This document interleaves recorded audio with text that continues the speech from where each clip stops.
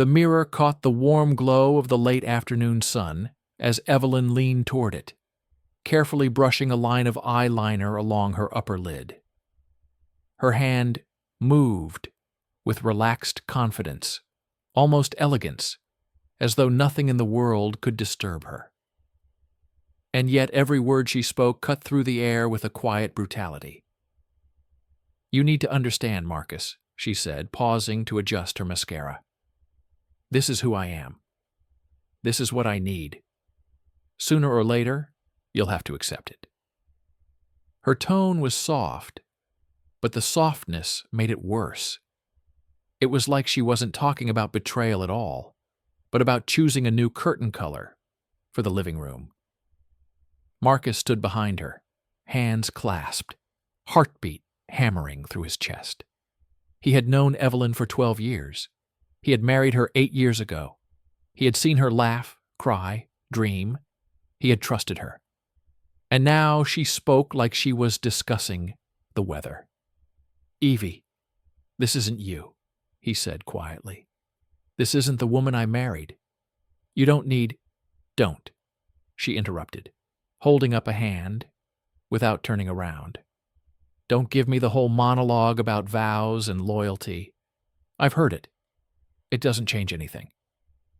Marcus swallowed hard. "So you're just, what, throwing us away?" She finally lowered the mascara wand and met his eyes in the mirror.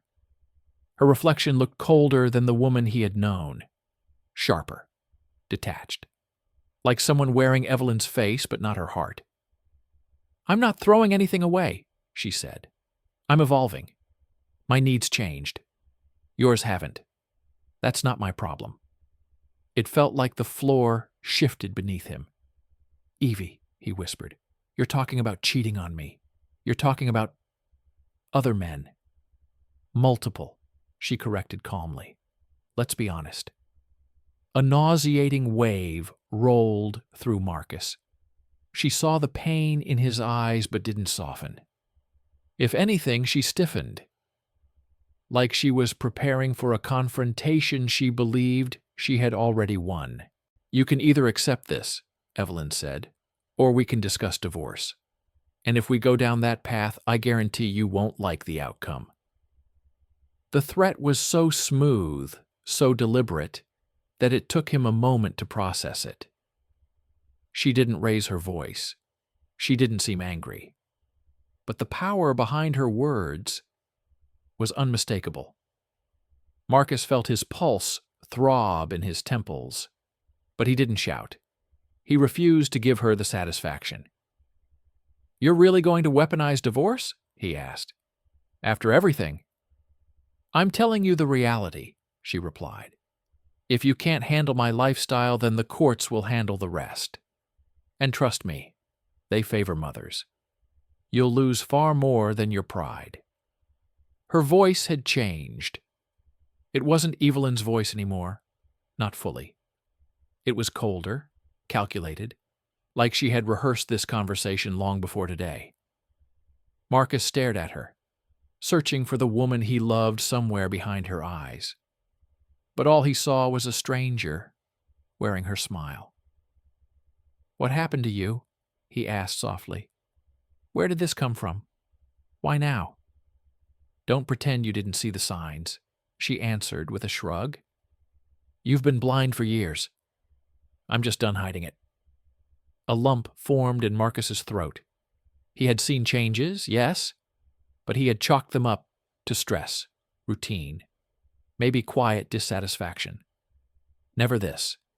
Never deliberate cruelty. He stepped back, trying to breathe through the shock pressing against his ribs. "So that's it," he said. "You're giving me an ultimatum." "No," she corrected him again. "I'm giving you clarity." Marcus looked down at the floor, at the small cracks in the wooden boards, cracks he'd never noticed before. They reminded him of the cracks forming in his marriage, widening too quickly to repair. He lifted his head. "Evie, I'm not accepting this," he said. "I'm not accepting any of it." For the first time, A flicker of irritation passed through her expression. "You're being dramatic," she said.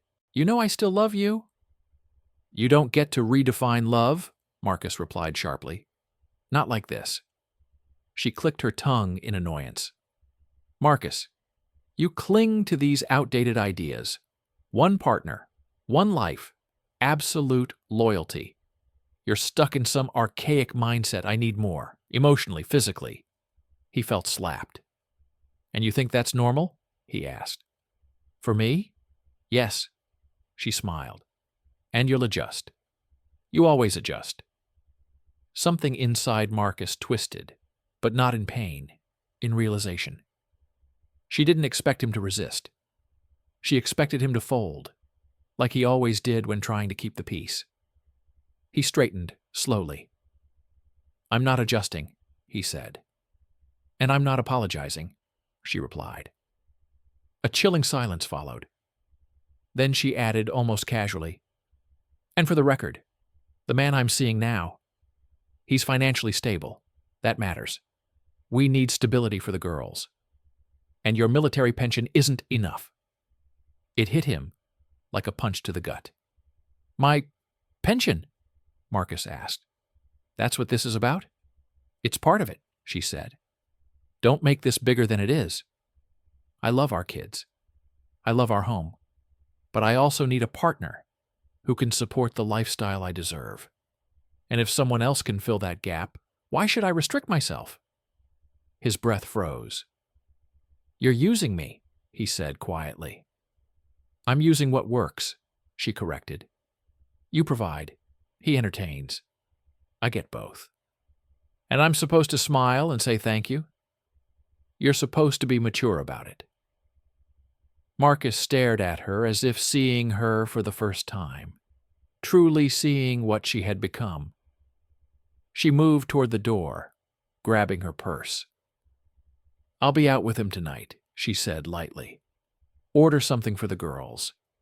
And try not to overthink this. It'll only make the transition harder."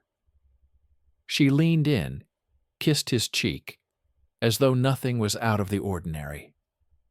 "You're strong, Marcus," she whispered. "Your army background will help you adapt. You always survive difficult changes." She walked away. The door clicked shut behind her.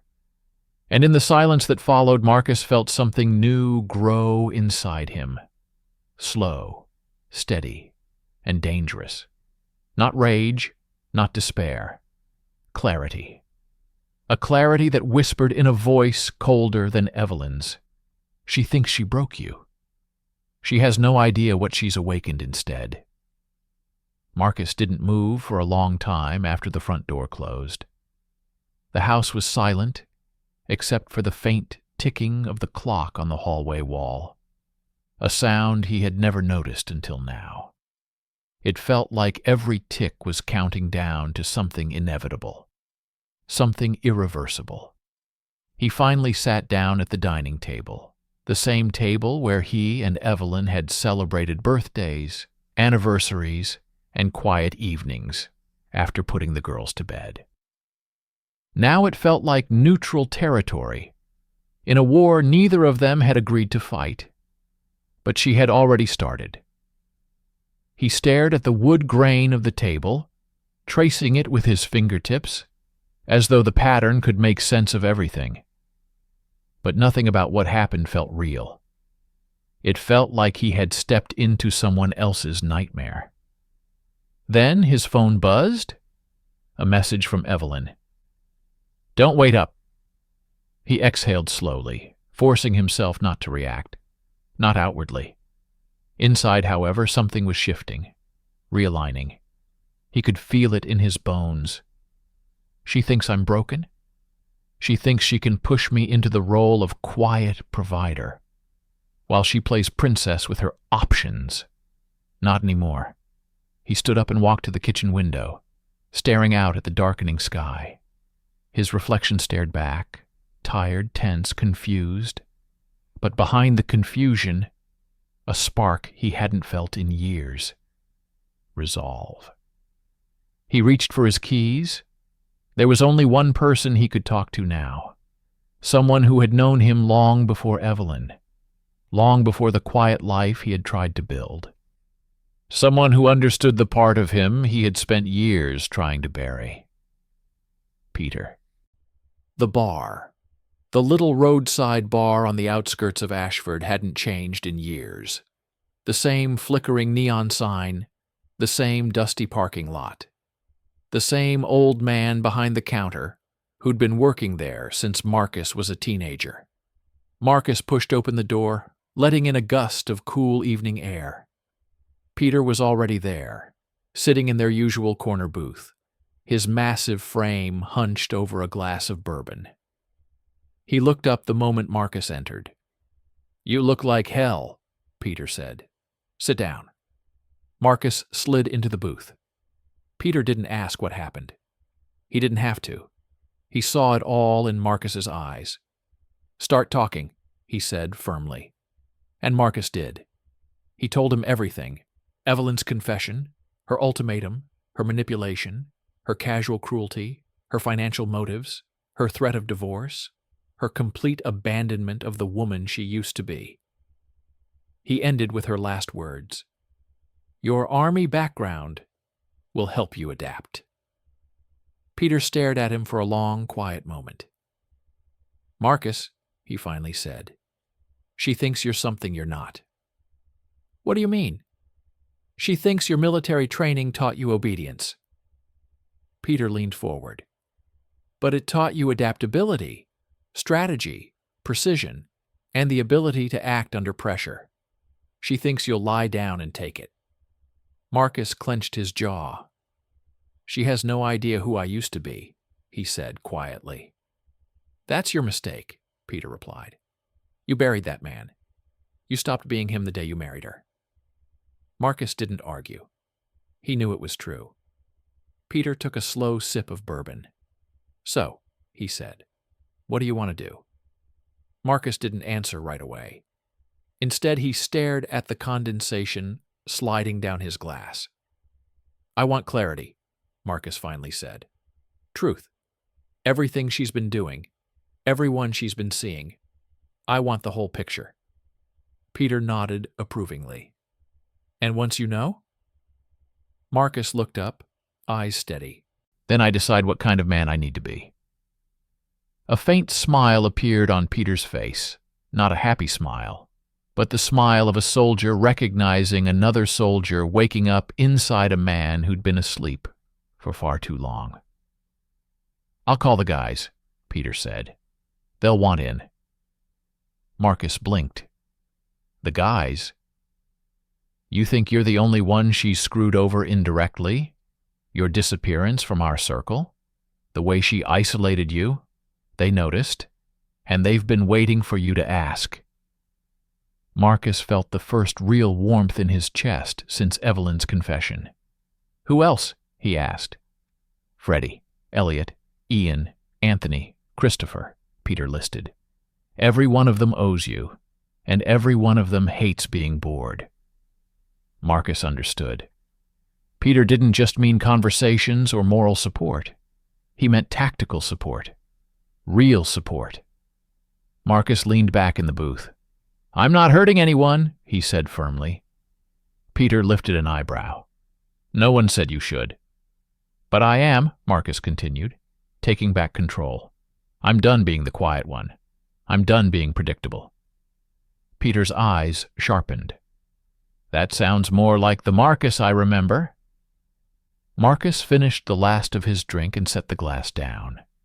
"I want the truth recorded, all of it, every call, every message, every lie, every conversation she thinks I'll never hear." "Done," Peter said simply. "And," Marcus added, "I need eyes on her parents' place." Peter's eyebrow rose again. "You think they're involved?" "I don't think," Marcus said. "I know." He told Peter about the conversation with Evelyn's mother, Christina, the way she had defended Evelyn's leadership and framed their marriage as something Marcus should be grateful to be tolerated in. He described how Christina had hinted at financial dependency, at expectations, at philosophies she and Evelyn shared behind closed doors, and how Christina had smiled through it all. Peter's expression darkened. "You want surveillance?" Marcus nodded. "I want everything." "All right," Peter said. "Tomorrow morning, we begin." Marcus exhaled slowly. For the first time in years, he didn't feel powerless. He felt awake. The operation begins. The next day, Marcus stood in Peter's garage, the unofficial headquarters, for more than a dozen late-night problem-solving missions in their younger years. Tools lined the walls. Screens and monitors lit up the workbench. Maps were pinned on corkboards. It felt like stepping into a different lifetime. Freddie, Elliot, Ian, Anthony, and Christopher were there too. Already working, already focused. They greeted Marcus like a brother who'd been missing but never forgotten. Freddie clapped him on the back. "Good to have you back." "It's been too damn long," Anthony added. "You say the word," Elliot said. "We'll follow the plan." Marcus looked around, overwhelmed for a moment, not by stress, but by loyalty, unconditional loyalty, the kind Evelyn had never understood. Peter stepped forward. "Phones," he said. "We attach this—" He held up a small device. "To Evelyn's charger. It records calls and uploads them. Same for her parents." Marcus took the device, weighing it in his palm. "And after that?" Peter smirked. "After that, we watch. We wait. And when we know everything—" His eyes hardened. "You decide the future." Marcus closed his fingers around the device. "I'm ready." Marcus had expected to feel guilt as the plan unfolded. Guilt for surveillance. Guilt for involving his friends. Guilt for stepping outside the quiet moral lines he'd followed his entire marriage. But he felt none. He felt clarity. Cold, sharp clarity. It wasn't revenge, it wasn't rage, it was reclamation of his dignity, his autonomy, his identity. And as the operation moved from theory to execution, Marcus began to feel something else rising inside him. Control. The surveillance begins. Peter's team hit the ground running. Ian and Elliot installed the recording hook on Evelyn's chargers, the one upstairs in the bedroom, the one in her office, and the portable one she kept in her car. They worked silently, skillfully, leaving no trace. Anthony handled her parents' house. He was a shadow in a hoodie, slipping in and out while Christina and Matthew took their evening walk. The device was planted before they returned, none the wiser. Freddie deployed small, wide-angle cameras near the street, pointed at Christina's front yard and driveway. The feed streamed directly to Peter's garage. By nightfall, everything was operational. The screens lit up with multiple angles: Evelyn's hallway, Evelyn's kitchen, Christina and Matthew's living room, the driveway camera, audio logs, call recordings, transcriptions updating in real time. Marcus stared at the monitors, arms crossed tight across his chest.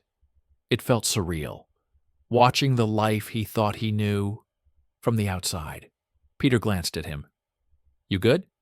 "No," Marcus said quietly, "but I'm ready." The first recording. The first major audio file came through at 7:52 p.m. Evelyn's voice, sharp, confident, almost cheerful. "I told him straight. If he wants to stay married, he'll have to accept reality. I'm not a one-man woman anymore." Marcus froze. Matthew's voice replied, nervous, uncertain. "Evelyn? That seems extreme. He's your husband." Christina's voice cut him off. "No, she's right. She's doing what strong women do, establishing dominance early. Men adapt, or they get replaced. Marcus felt something stir violently in his stomach. Not heartbreak, not anger, disgust. He listened as Christina continued. Marcus will break eventually. They always do. Marcus whispered under his breath. No, not anymore. The second recording, The Lover. At 9:16 p.m., another file popped up. A call from Evelyn.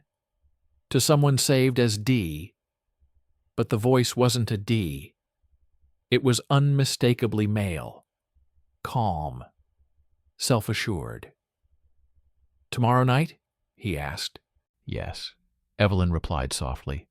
Marcus won't bother me anymore. And if he does? She laughed, a cold, breathy laugh Marcus had never heard from her before. Then I'll put him back in his place. He's predictable. That's why this is easy. Marcus's hands tightened into fists. Peter paused the recording. You still okay? Marcus inhaled deeply. Yes, play the rest. Peter hit play. The male voice asked, And your kids? Should I be worried he'll take them? No, Evelyn answered instantly, almost annoyed. He worships them. He wouldn't dare. Marcus's jaw locked. Peter muttered, She doesn't know you at all. Marcus didn't answer, but his silence was its own affirmation. Planning. The extraction. The team gathered around the workbench. Maps lay open, schedules, routes, contingencies. What's the objective? Elliot asked. Marcus didn't hesitate. Freedom, safety, and a clean slate. Peter nodded. We extract the girls first, Marcus continued. Quietly. No confrontation. No panic. Anthony looked up. And Evelyn? Marcus let out a cold breath. She made her choice. I'm making mine. Freddie leaned back. And her parents? Marcus's gaze hardened. They interfered. They manipulated. They helped her break this family. The room fell silent. Marcus stepped closer to the table, pointing to the freshly printed transcripts. These recordings show complicity, encouragement, pressure. They wanted to reshape the entire marriage dynamic. They wanted power. Peter added, and now they think they have it. Marcus shook his head slowly. Not anymore.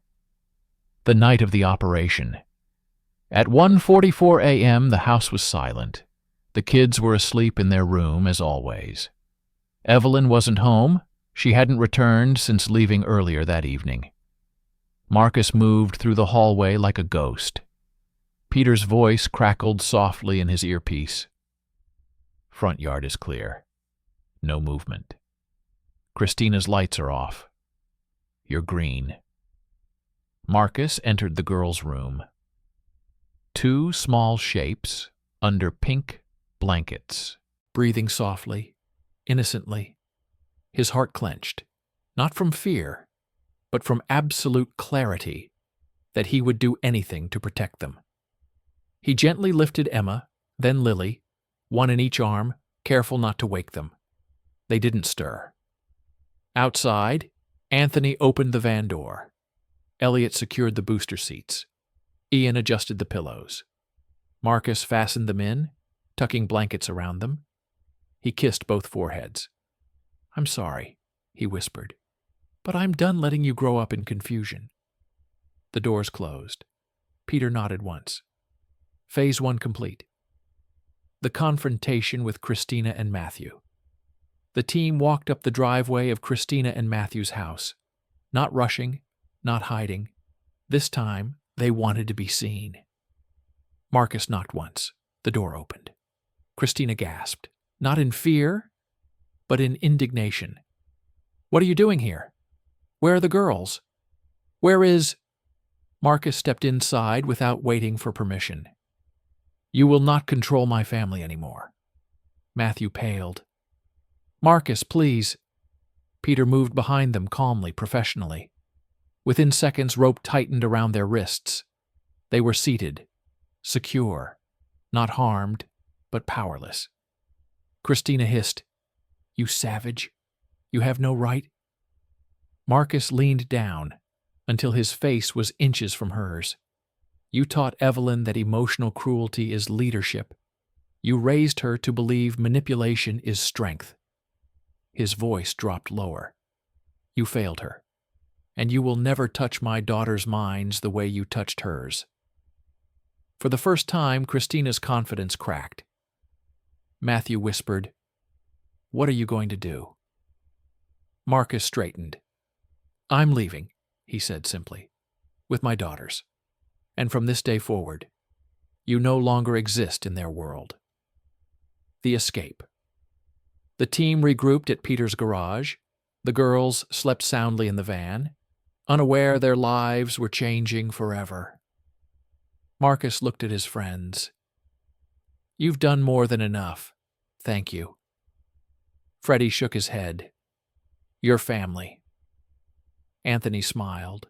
"Send photos when you're settled. New names and all." Peter placed a hand on Marcus's shoulder. "You're not running away," he said. "You're rebuilding." Marcus closed his eyes for a moment. "Yeah," he whispered. "I know." The call from Evelyn. It happened at dawn. The girls were safe. Bags were packed. Documents prepared. New identities arranged through quiet channels Peter had access to. The sun was rising when Marcus's phone lit up. Evelyn calling. He stared at the screen. Peter raised an eyebrow. "Going to answer?" Marcus exhaled. "Yes, for the last time." He swiped accept. "Marcus." Evelyn's voice was frantic. "Where are the girls? Where are you? Why aren't you home? What is happening?" Marcus's voice was calm. Too calm. "This is your last chance to speak to me respectfully." "What? Marcus, don't you dare—" "Last chance," he repeated. Evelyn froze. Then her tone shifted, fragile, trembling. "Please, just tell me." Marcus didn't raise his voice, but every word cut with precision. "You wanted control. You wanted me submissive. You wanted me broken. You wanted me to accept your infidelity and humiliation as if it were my duty." He paused. "But I am not that man. Not anymore." "Where are my daughters?" she whispered. "They are safe," Marcus said. "And they are with me. You will not see them again." A choked sob escaped her. "Marcus, please, please don't. Goodbye, Evelyn." He dropped the phone into the lake beside the van. The ripples spread, faded, disappeared, just like his old life, just like the man she thought he was. Desmond sat in the rental car, parked beside a quiet riverbank. The water reflected the moonlight like a sheet of liquid silver. Calm, untouched, indifferent to everything he had burned down behind him.